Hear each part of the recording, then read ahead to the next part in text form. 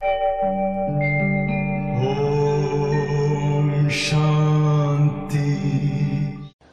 ओम शांति। आज 4 जुलाई 2026 दिन शनिवार की साकार मुरली।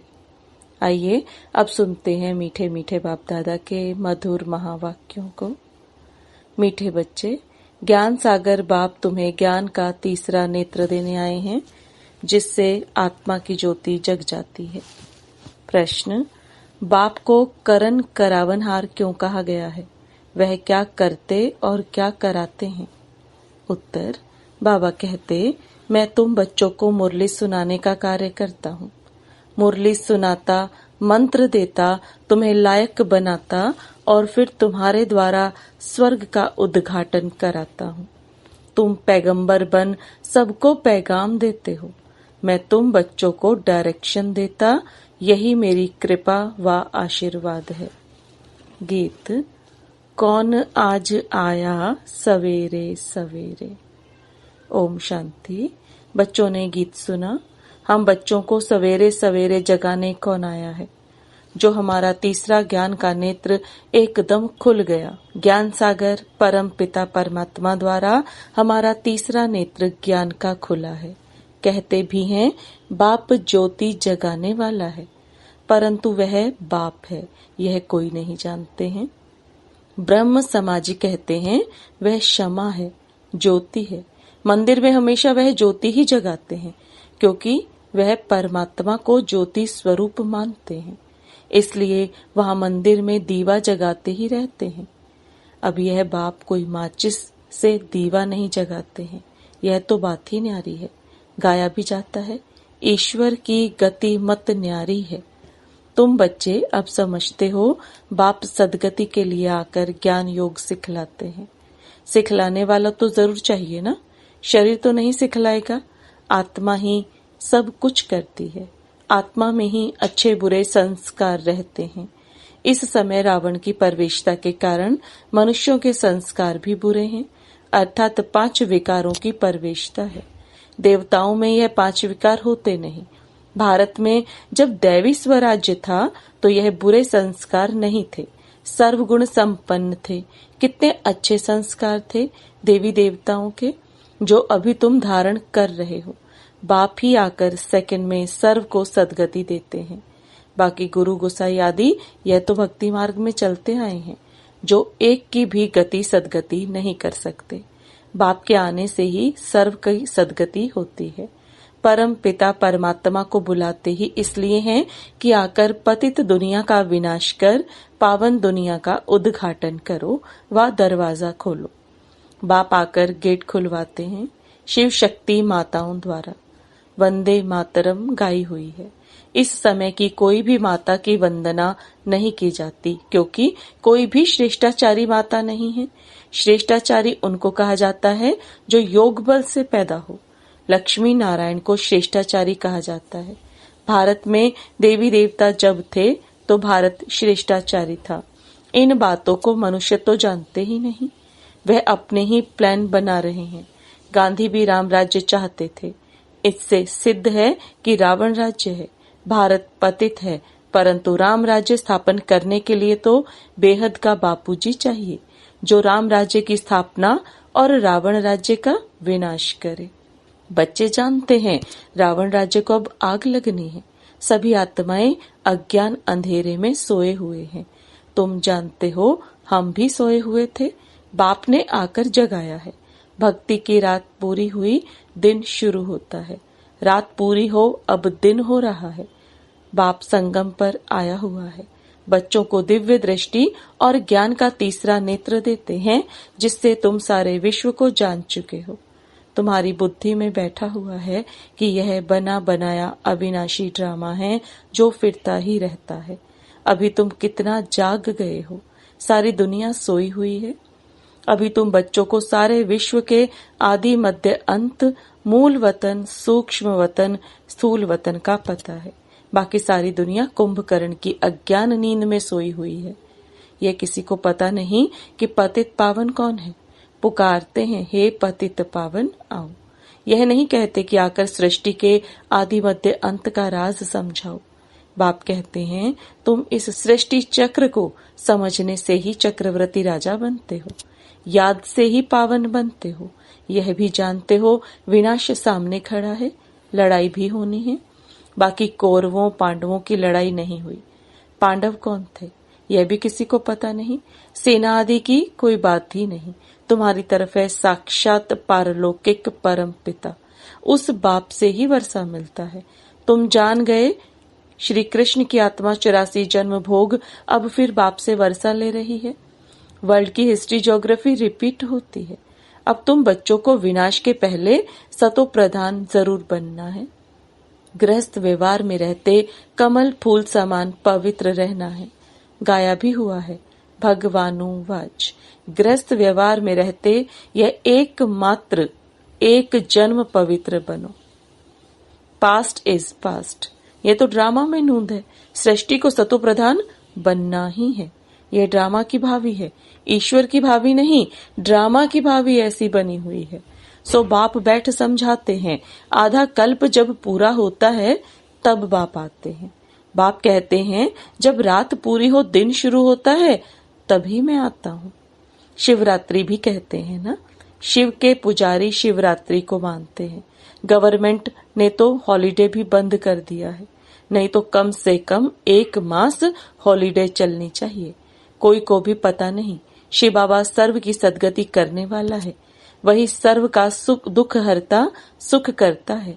उनकी जयंती तो बड़े धूमधाम से 1 मास सब धर्म वालों को मनानी चाहिए। खास भारत को बाप डायरेक्ट आकर सदगति देते हैं। जब भारत स्वर्ग था तो देवी देवताओं का राज्य था। उस समय और कोई धर्म ही नहीं थे। देवताएं विश्व के मालिक थे, कोई पार्टीशन आदि नहीं थे। इसलिए कहा जाता है अटल अखंड सुख शांति संपत्ति का दैवी राज्य फिर से हम प्राप्त कर रहे हैं। बेहद के बाप से बेहद का वर्षा 5000 वर्ष पहले भी मिला था। सूर्यवंशी चंद्रवंशी राज्य में कोई दुख का नाम नहीं था। गाया भी जाता है राम राजा राम प्रजा, राम अर्थात वहां अधर्म की कोई बात नहीं। बाबा ने तुम्हें ब्रह्मा और विष्णु के बारे में भी समझाया है कि इन दोनों का आपस में क्या संबंध है। ब्रह्मा की नाभि से विष्णु निकला, ये कैसा वंडरफुल चित्र बनाया है। बाप समझाते हैं ये लक्ष्मी नारायण ही अंत में आकर ब्रह्मा सरस्वती जगत अम्बा जगत पिता बनते हैं, जो दोनों फिर विष्णु अर्थात लक्ष्मी नारायण बनते हैं। बाप बैठ समझाते हैं जो भी चित्र देखते हो इनमें कोई भी यथार्थ नहीं है। शिव का बड़ा चित्र बनाते हैं वह भी अयथार्थ है। भक्ति के कारण बड़ा बनाया है, नहीं तो बिंदी की पूजा कैसे हो सकती। अच्छा फिर ब्रह्मा विष्णु शंकर के लिए भी समझ नहीं सकते। त्रिमूर्ति ब्रह्मा कह देते हैं, ब्रह्मा द्वारा स्थापना विष्णु द्वारा पालना। यह भी कहते हैं परंतु ब्रह्मा तो स्थापना करते नहीं है। स्वर्ग की स्थापना ब्रह्मा करेंगे नहीं, स्वर्ग की स्थापना तो परम पिता परमात्मा ही करते हैं। यह आत्मा तो पतित है, इनको व्यक्त ब्रह्मा कहा जाता है। यही आत्मा पावन बन जाएगी और चली जाएगी, फिर सतयुग में जाकर नारायण बनते हैं। तो प्रजापिता ब्रह्मा जरूर यहाँ चाहिए ना। चित्र फिर वहां दे दिए हैं। जैसे यह ज्ञान के अलंकार वास्तव में हैं तुम्हारे, परंतु विष्णु को दे दिए हैं। नौदा भक्ति में भी साक्षात्कार होता है। मीरा का भी नाम गाया हुआ है ना। पुरुषों में नंबर 1 भक्त है नारद, माताओं में मीरा गाई हुई है। तुम अभी नारायण अथवा लक्ष्मी को वरने के लिए यह ज्ञान सुन रहे हो। तुम्हारा ही स्वयंवर होता है। नारद के लिए भी दिखाते हैं, सभा में आकर कहा हम लक्ष्मी को वर सकते हैं। अभी लक्ष्मी को वरने लायक तुम बन रहे हो, बाकी वह तो सब है भक्ति मार्ग की कथाएं। बाप रियल बात बैठ समझाते हैं। लक्ष्मी सतयुग में, नारद भगत द्वापर में। सतयुग में फिर नारद कहाँ से आया। राधे कृष्ण का ही स्वयंवर के बाद नाम लक्ष्मी नारायण पड़ता है। यह भी भारतवासी नहीं जानते हैं, कितना अज्ञान अंधियारा है।